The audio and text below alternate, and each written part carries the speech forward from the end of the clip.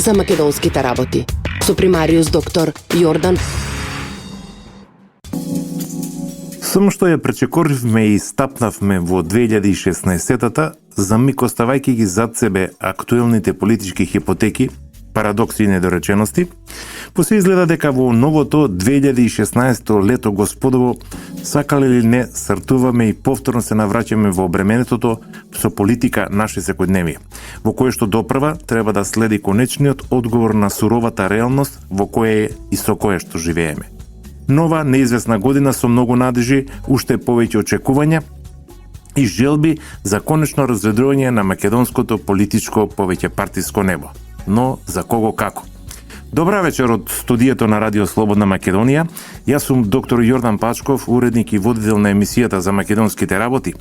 Ви се пружа уште една можност, почитувани слушатели, да го проследите новото издание, во кое што вечерава ќе се обидам да го задржам вашето внимание, нудејќи ви мощна и интересна, актуелна тема, која што едноставно ја етикетирав како чекајки го или очекувајки го Јоханес Хан. Имено, според најавите кои што доаѓаат и се пласираат од Брисел покрај фамозната олеснувачка тројка европратеници, ова недела со особен интерес се очекува и мисијата на Хан и неговата така наречена вмешаност во конечната долго очекувана разрешница на политичката криза во Македонија. А тоа се воредните непринципиелно изнудени парламентарни априлски избори, кои представуваат и се уникум во сферата на едно политичко дередже до кое дојдовме сите ние, со елементи на се поизразена и понагласена деструктивност во функционирањето на институциите и трите власти, законодавната, извршната и судската власт во држава. Почитувани, виновникот на кризата со што истата сериозно се заканува врз дестабилизација на општеството во речиси сите сфери, се охрабрувам да кажам, се сведува на фрустрираноста на една политичка опција, која драстично ги промени правилата на демократскиот бонтон и која со помош на странскиот фактор грчевито се бори да го завземе тронот без поддршка од народот и без изборна победа. Колку и сето ова да звучи парадоксално, сепак, актуелноста на проблемот не прави сите нас чинители во општествените збиднувања како обични граѓани, чие што волја и избор се и наетат со желбите на политичките опоненти. Затоа, доаѓањето на Јоханес Хан ни дава за право да кажеме дека широко се отвора вистинскиот сомнеж и дека нема, ама баш ништо од пржинскиот договор, се разбира, доколку на 24 април годинава не се случат децидно договорените меѓупартиски избори. Всушност не е целосно дефинирано која и каква е улогата на еврокомесарот во овој случај. Дали тој доаѓа само лично да се убеди во реализираното што произлегува од подпишаните заклучоци, кои што произлегуваат и се составен дел на мачната и маратонска расправа, ако сакате и дозволете ми да кажам и расправија во пржино, или пак пролонгирање најмалку, за 3 до 6 месеци на договорот кој веќе е ништожен и добива признак на пародија со претходно мафтање од Брисел за ревизија на условената препорака за почеток на датумот за преговори за влез на Македонија во Европската Унија. Дека тоа е навистина така, зборуваат последниви случувања, гафови, незаконски и противуставни криминални дејанија, пред се мислам на обелоденувањето на фабриката за афери на опозицијата, во која се фалсификувани лични карти, документи, пасоши, сметки и што ли уште не. Потоа, политичкото и условно речено fair play политичко однесување на лидерот и раководството на СДСМ, поединци и на мускули вметнатите технички министри заменици од СДСМ во владата на ВМРО-ДПМН. Како и несериозните настапи, изјави и информации, превземени активности и потези во јавноста од страна на противуставно формираното политичко специјално јавно обвинителство. Сепак, нема причини да не ја прифатиме како реален епилог на сето ова, па дури и да е шпекулација информацијата која потврди Дневник, а изнесена од висок функционер од Бихаќка, кој е повеќе од дециден дека посетата на Јоханес Хан нема да го предомисли Зоран Заев да се појави на избори, освен, се разбира, ако еврокомесарот не доаѓа како олеснувач априлските избори да се одложат и пролонгираат за некои други времења. Само под голем знак прашање е што ли ќе му кажат на човекот. Прашање кое што сепак има некои логични одговори. Например, изговорот ќе се бара во префрлените, ако може се каже пролонгираните, неиспочитуваните тајминзи на датумите во спроведувањето на заклучоците и договореното од бржино. Добрите пак познавачи на актуелните случувања на политичката сцена во Македонија добро знаат дека катастрофалниот рейтинг на СДСМ, на анкетните испитувања на јавноста, потоа недостатокот на креативни идеи за предизборна програма, немање политичка платформа, потоа лагите и гафовите на лидерот на СДСМ, мега аферата во која актери беа челниците на СДСМ и на крајот на криштата демотивација на членството, активистите и симпатизерите ќе бидат причина за новиот последователно 10 поред и убедлив пораз на 24 април. Сите во СДСМ се свесни за оваа состојба, во која се втурнаат самите со своите непродуктивни игнорантскиот однос кон граѓаните и особено употребата на понижувачкиот, навредил и уличарски вокабулар, со која особено се користеа новинарите на СДСМ или оние кои што беа на иста бранова должина со Социјалдемократскиот сојуз. Тогаш прашање што СДСМ ќе му каже на Хан во овој случај? На прв поглед, асоциацијата оди во прилог на тоа дека СДСМ е подготвен, дури и да му се спротистави на меѓународниот фактор. Да, на истиот тој тим во кој што гледа гаранција на фери демократски избори и дека имаат адот во ракав, со кој што попусливите странци сепак ќе им излезат во пресред и со нивен благослов и во името на демократијата и судбината на Македонија, изборите сигурно ќе бидат по нивно барање одложени. Би рекол желботеки. Се разбира, по обичај Груевски повторно ќе биде на мета и главниот виновник за избори режирани, според СДСМ, по мерка и мерак на ВМРО ДПМН. Реков, од ракав ќе се вадат адутите, пред се мислам на Државната изборна комисија, кое прашање требаше да биде затворено уште на 6 октомври.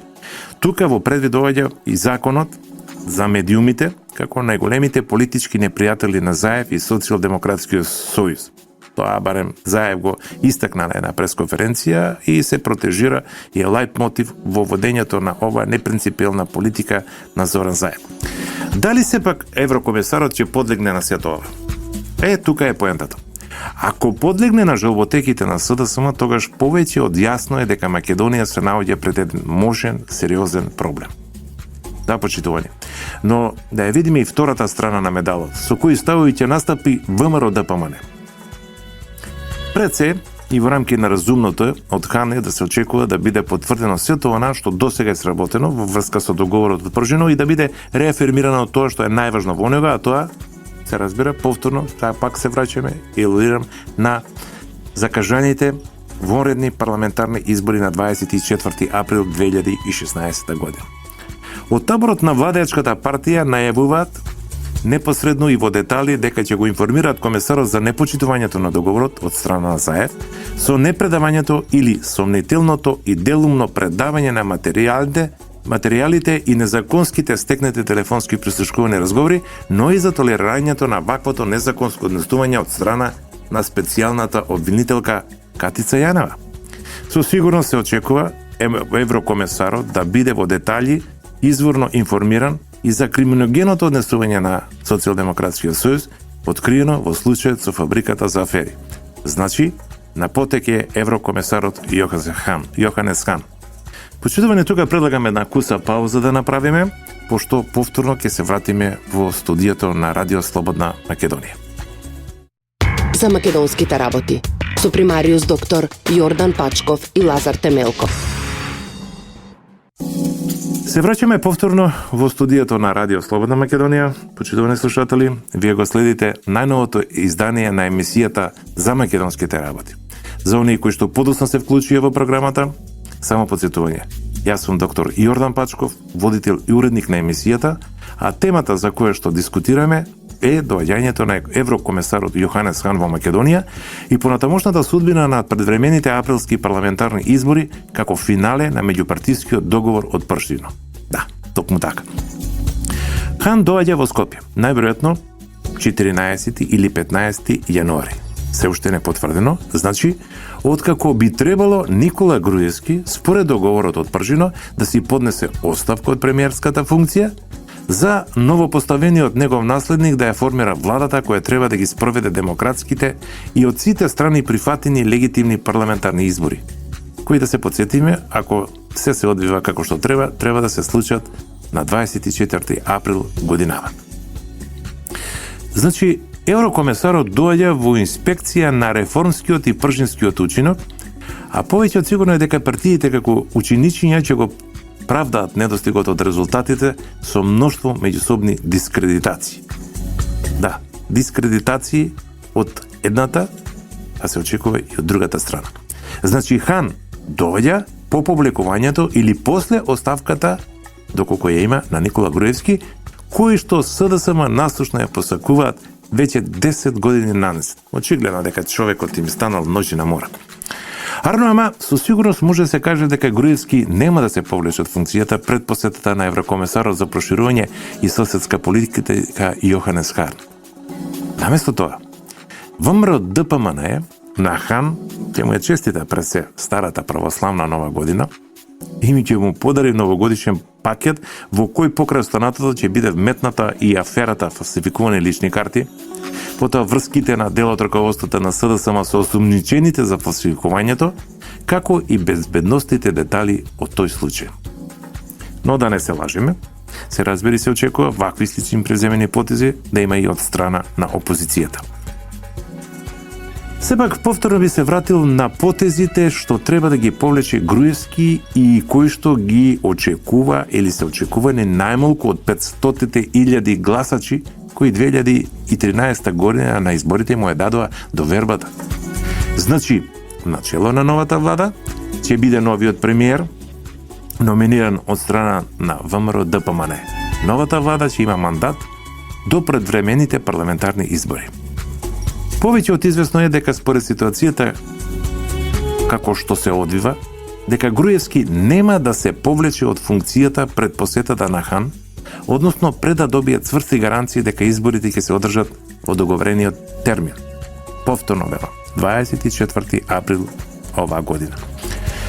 Се шпекулира, добро известени извори информираат и за така наречениот резервен датум на избори, кој фигурира кај бриселските дипломати. Неофицијално, доколку не сте знаеле, се шпекулира со датумот 26 јуни, но досега официјално се уште не е отворено ова прашање за одложување или за целосно откажување на изборите, како што посакува оние од страната на СДСМ. Од тие причини нормално се очекува и се смета дека Груевски нема да се повлече од функцијата додека во преговарачкиот состав не се расчистат дилемите дали се исполнети условите за регуларни избори. Избори кои што после 24 април ќе бидат признаени од сите политички чинители во Република Македонија. Па и од лесничувачите, странците, амбасадорите и сите оние кои учествуваа на некој си начин и придонесоа во оваа политичка криза која што и се случи на Македонија. Можеби тоа е причината што пред рокот за именување на новата влада Груевски не открива кој ќе биде неговиот наследник. По тоа прашање се вртат многу контраверзни информации и шпекулации, затоа не сакам да прогнозирам, иако насетувам дека вистински човек на оваа функција ќе биде од редовите на ВМРО ДПМН со право и човек кој што ужива голем авторитет меѓу граѓаните во Република Македонија. Зошто лично се сомневам дека нешто крчка во врска со гарантираниот датум на новите избори? После многуте пробиени рокови и обструкции на дел од врските од договорот, останаа целосно нереализирани горливите прашања, а тоа се медиумските реформи, прашањата што се однесуваат на функционирањето на институцијата Народен правобранител, антикорупцијската комисија, како и обезбедувањето технички и други предуслови за прочистување на избирачкиот список. Некаде има делумни зафати, но конечното речено е се уште во фаза на обланти. А зошто пак јас лично сум скептичен и резервиран дека Хан во својата работна папка носи и некој друг план? Останува да се види. Сепак место за шпекулација и простор за маневр има. Особено во редовите на оние кои што ги засега и кои се на некој си начин заложник на политичките настани во Република Македонија. Конкретно декември еврокомесарот Хан им испрати писмо на четворицата лидери, се сеќавате, во кое изрази сериозна загриженост од неспроведувањето на договорот од Пржинот. Според дипломатски извори, Хан бил незадоволен затоа што пречекорувањето на роковите предвидени со договор го загрозувало и одржувањето на парламентарните избори закажани за 24 април. Еве, нешто што едноставно повторно навраќа кон она констатација дека нема да оди се така гладко како што очекуваме, дека изборите на 24 април се по голем знак прашалник. Незадоволството со состојбата во која што се наоѓа Македонија, Брисел ја искажа и во декемвриските заклучоци што ги усвоја лидерите на Европската Унија. Тие повторија дека се сериозно загрижени, цитирам, што политичката криза во Македонија е одбележана со политичка култура на поделби и недостиг на култура за компромис. Затворен цитат. Официјалниот Брисел подсети и дека препораката за почнување преговори е условена и дека за неја ќе се одлучува по изборите во април. Повторно уцени, повторно заканување, на некој си начин европјаните тоа го сметаат како нормално, но во секој случај дека прашање е колку заинтересираноста за влегување во Европската Унија е се уште присутна меѓу граѓанството. Ова се мои шпекулации во кои што на ваквиот начин и одбивањето после 6-та па 7-та препорака и така натаму за започнување на датумот на преговори за влез на Република Македонија во Европската Унија постанува фиктивно нешто. Затоа македонецот е доста разборит човек, луѓе кои што ги почувствувале сите доброти и пред се ги почувствувале несаканите последици од ваквиот начин на водење на политика и односот кон Република Македонија, па затоа и на некој си начин можем да кажеме и дека претрнавме. Па еве ви можности тема за дискусија и дебата. Состојбата сепак е премногу сериозна почитување да би можеле спорски да си препуштиме разни комбинаторики. Логиката на нештата вели: избори во април треба и мора да има. Купувањето време е само во рамките на туѓата комбинаторика, желботека и медикамент само за лекување фрустрација. Пред се знаете на што асоцирам, но ако опозицијата има план Б, кој што мисли да го реализира како фактор на изненадување, тогаш политичката битка продолжува, а политичката криза во Македонија ќе се продлабачи. Тоа не е крајниот епилог, но сепак, зарем тоа не има оди во прилог на нашите непријатели? Биве прашал на јужниот сосед, да кажеме.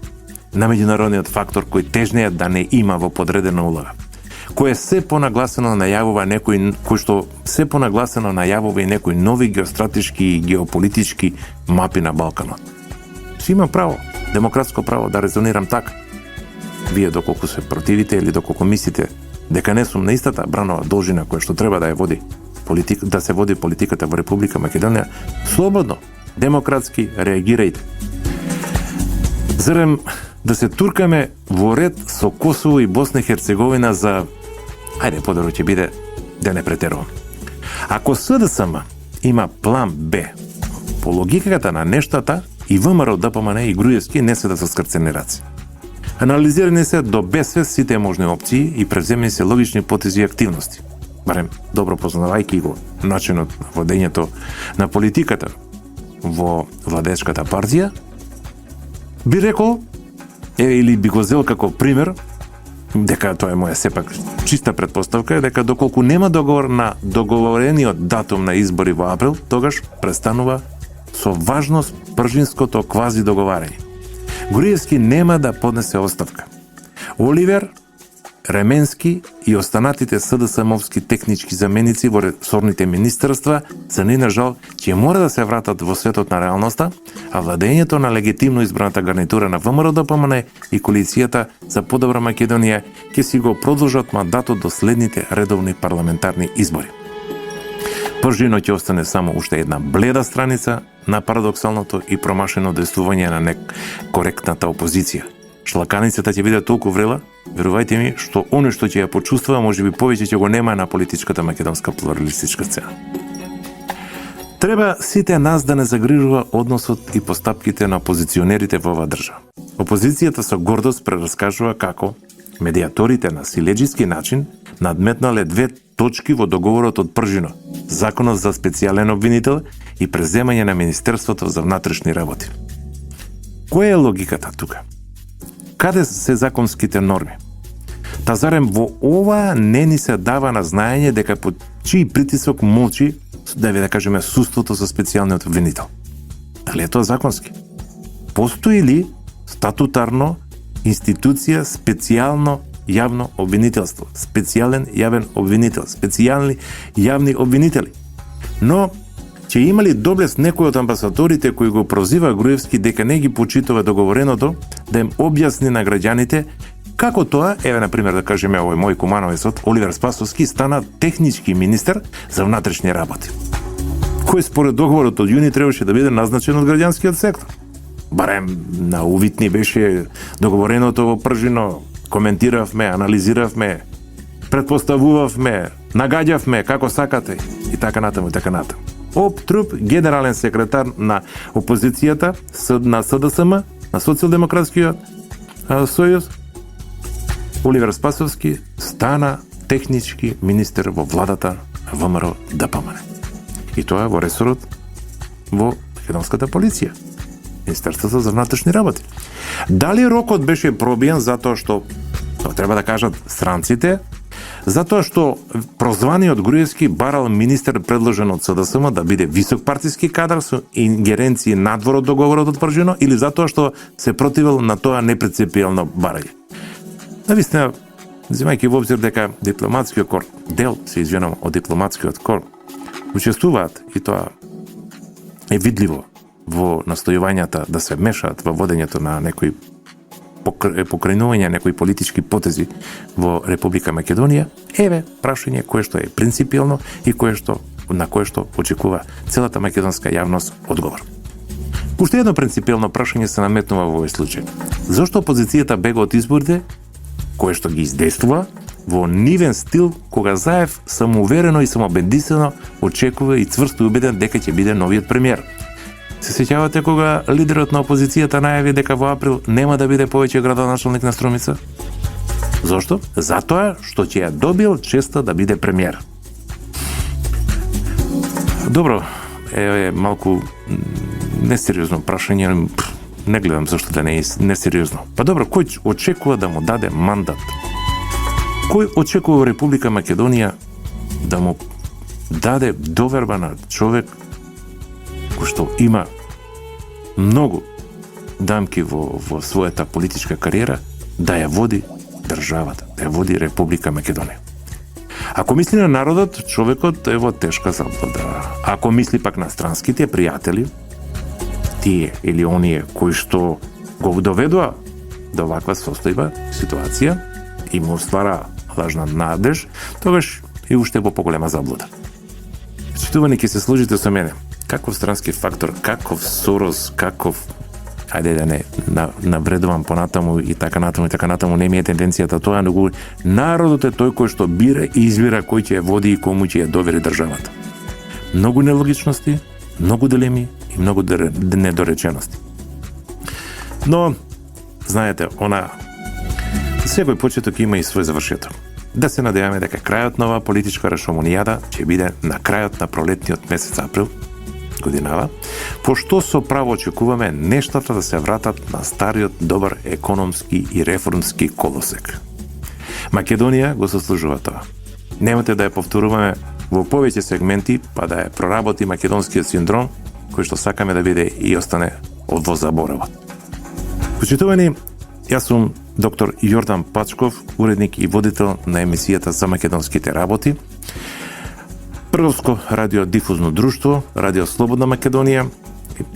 Датум на емитување денеска е 10. јануари 2016 година. До слушање идната недела во 20 часот на иста фреквенција на Радио Слободна Македонија.